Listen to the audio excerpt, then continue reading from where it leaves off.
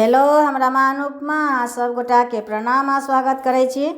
एक होली के गीत सुना रहल छी। जो नीक लागे तो लाइक शेयर कमेंट जरूर करब और चैनल के सब्सक्राइब कर लेब। हमरा कुटिया में राम जी आबे गेलखिन। हमरा कुटिया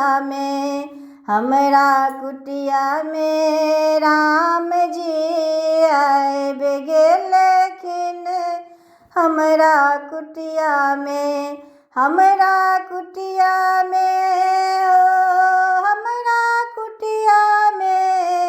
ओ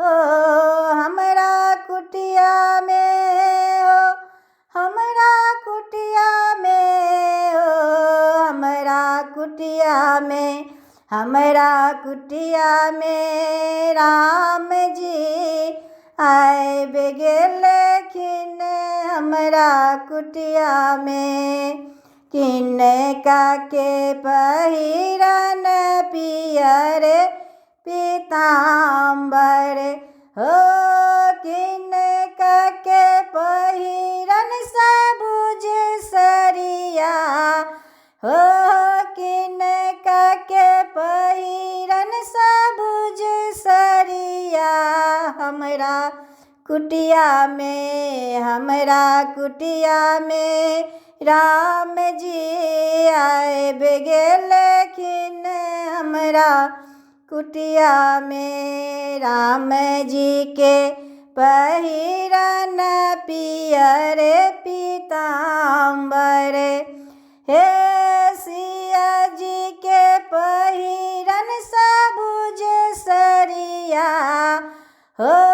सिया जी के पहिरन सबुज सरिया। हमरा कुटिया में राम जी आबे गेलखिन। हमरा कुटिया में राम जी आबे गेलखिन। हमरा कुटिया में किनका के हाथ कनक पिचकारी हो। किनका के हाथ बीर झोरिया हो। किनका के हाथ बीर झोरिया। हमरा कुटिया में राम जी आबे गेलखिन। हमरा कुटिया में राम जी के हाथ कनक पिचकारी हो। सिया जी के हाथ बीर झोरिया है। सिया जी के हाथ बीर झोरिया। हमरा कुटिया में राम जी आबे गेलखिन।